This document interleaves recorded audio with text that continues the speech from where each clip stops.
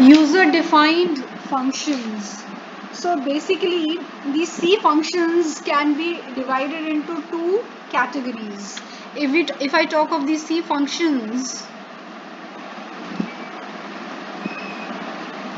they can be broadly classified into two categories. The first category is the library functions,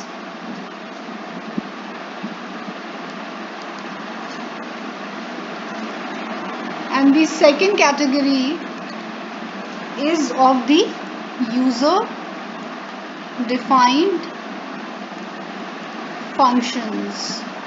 So the functions that we are discussing today are the user defined functions. But before moving on, let's look at what is the difference between library functions and the user defined functions, and what is the importance of both in C programming. So basically the functions which are already built into this in the C library, which are already built in the C library, are called the library functions, which you can directly use. These are those functions which you do not have to write explicitly. These are already written and built and linked to the C library. The examples of these functions include printf, scanf.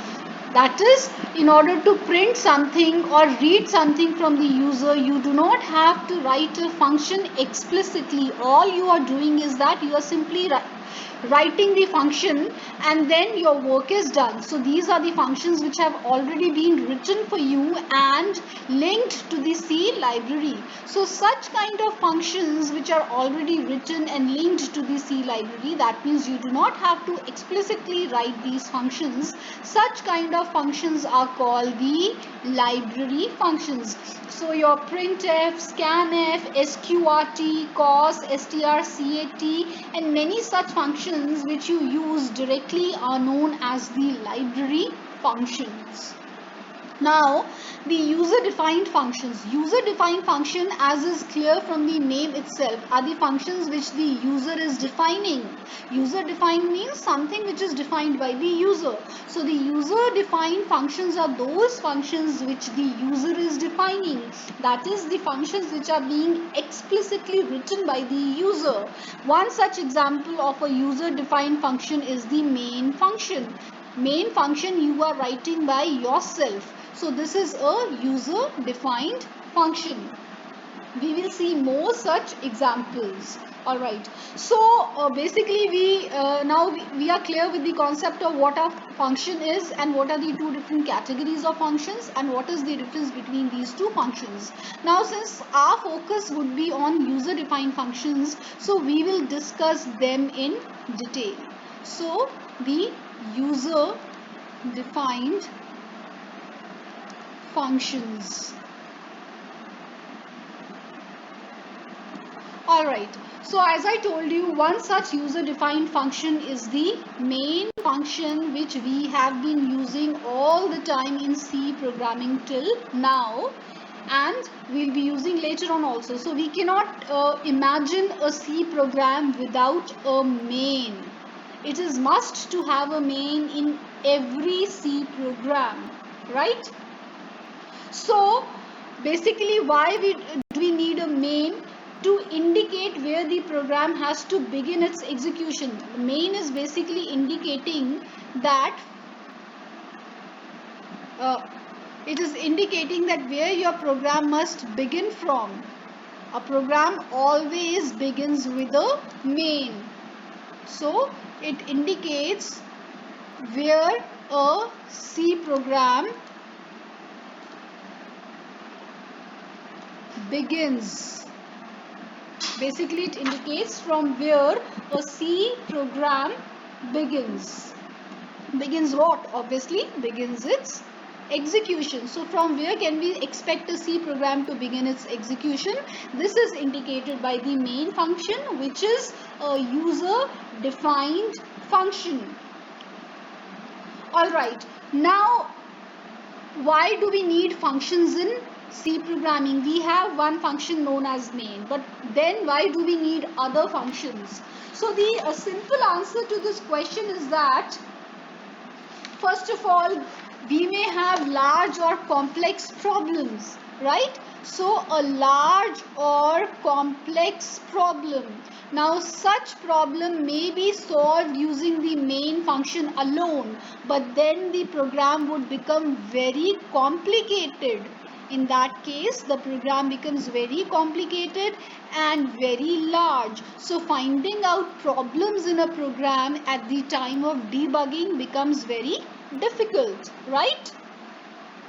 And it becomes difficult for a person who has not written the program to understand the program which has only one function.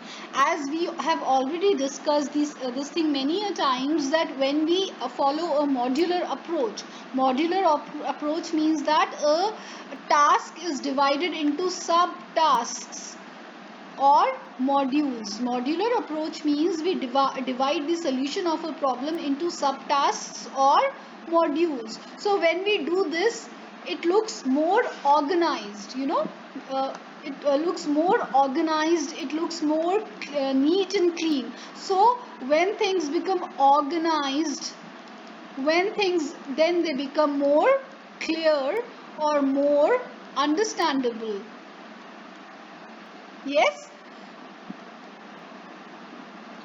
because the same thing can be, or the same problem can be solved using the main function alone also. Then why do we need to have so many other functions along with the main function? The simple reason is that we can organize things. We can have a solution of a problem be divided into subtasks or modules, wherein each module is performing its own task. So that way the program becomes, especially in cases where the program is too large or it's too complex, it becomes more organized. When it becomes organized, it becomes clear and understandable by a person who has not created the, or who has not written the program. Because the person who has written the program, he can easily identify what is happening where. But for a person who has not written the program, in order to understand it, things need to be organized, clear and understandable, and that is possible with the help of a modular approach. And these functions are, what are these functions doing? These functions are providing a modular approach to the program, which makes things quite simpler and easier to understand. Also, when there is a problem at the time of debugging, for a single large program, finding out problems within the program becomes difficult. So when you have a modular approach, that means you have a function for each and every task. In that case, debugging the program becomes easier. For example, there is a program wherein you have to do addition, you have to do subtraction, you have to do multiplication. Now if you have separate modules for each of these tasks, that means function 1 will do addition, function 2 will do subtraction, function 3 will do multiplication. So it becomes easier to understand, okay, the addition is happening in this function or in this module, the subtraction is happening in this module, is being done in this module, and the multiplication is being done in this module.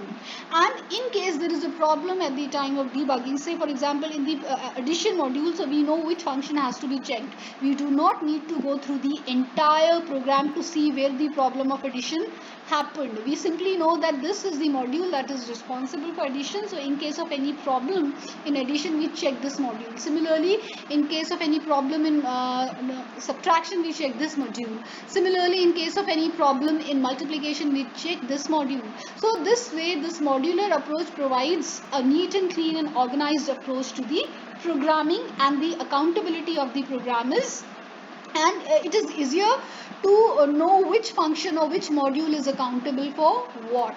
So this is the sole purpose of having functions. Now let us look at how we can have functions in C programming. So first and foremost, we always have the main program or the main function, which can be known as the parent function also. So you always have the main function or the main program at the top. Then you may have as many functions as you want depending upon the requirement of the program. You will have function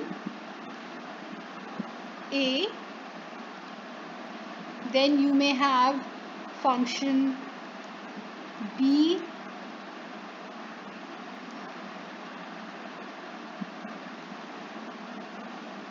then you may have function C. So you may have as many functions as you want depending upon the requirement of the program. Obviously you will not have functions unnecessarily. You will have functions only when they are required. Similarly, a function may have another function within itself, right? Just like you have functions within the main program, you may have a function within a function also. So like in this case, function B has another sub functions like function B1 and function B2. So basically we can have, I can say that we can have top down modular programming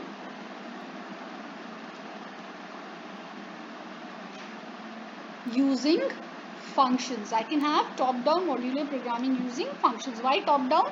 Obviously we are coming from the top to the bottom in modules. This is the first module, then we have the second module, then we have the third module. So the top down modular programming approach can be followed using functions.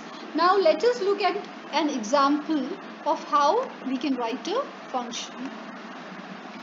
Now say for example there is a C program, and in this C program you want to print a certain pattern, right? So first of all you will have the main program. As always you will have the main program first of all.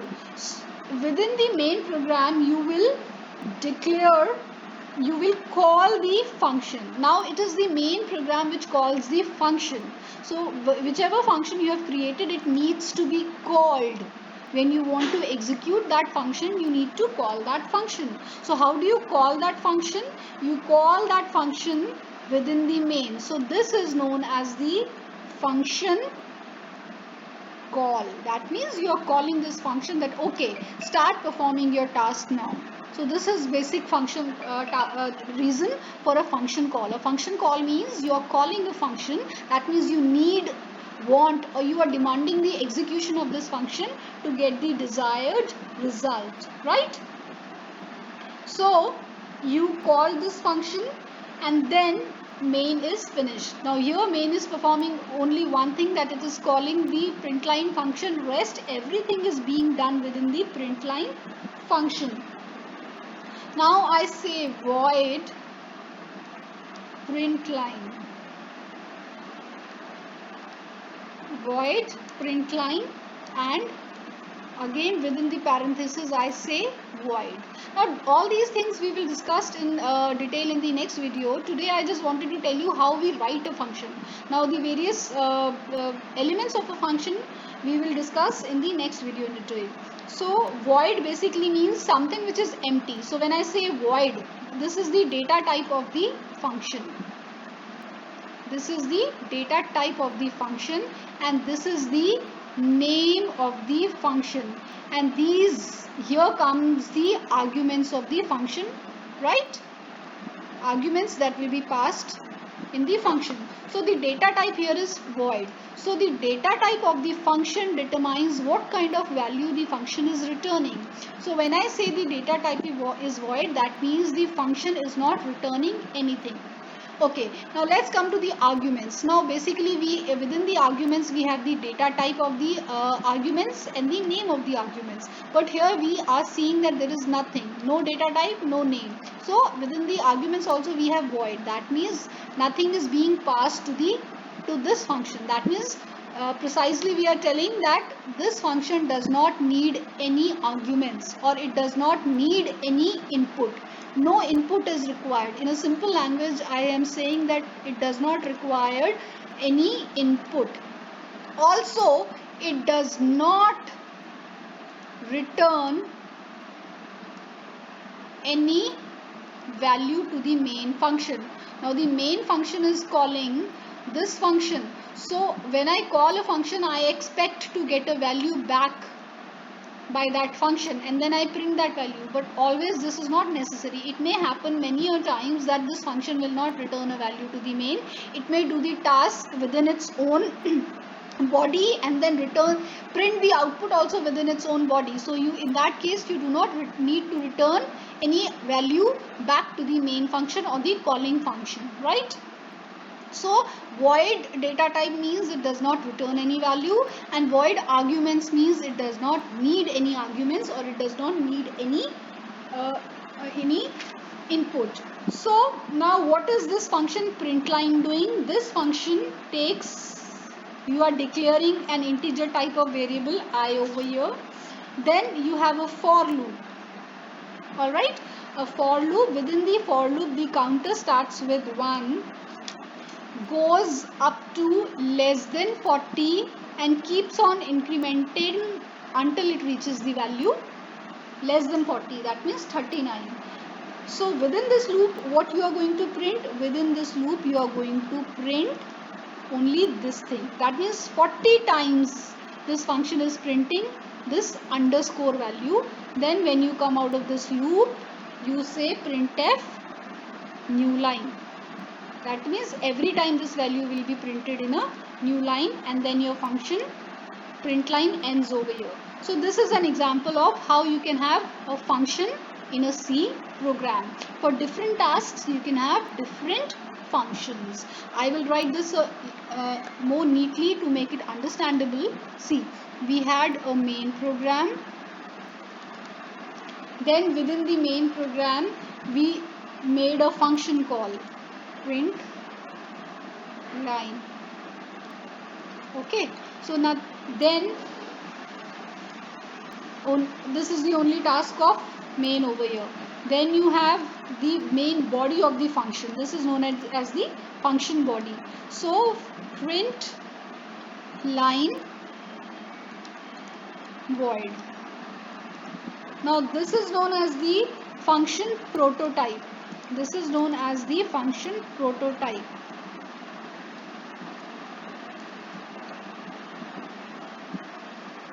Now this part where you are declaring its data type, its name, and the arguments of that function, this particular line is known as the function prototype. Then starts the parenthesis. Then I say int I for I equals to 1, I less than 40, I plus plus, printf, what are you printing? An underscore 39 times. This is what you are doing here. Then a new line, and then the function finishes. So this entire thing starting from the prototype till this last ending parenthesis, this is known as the function body. This is known as the function body. So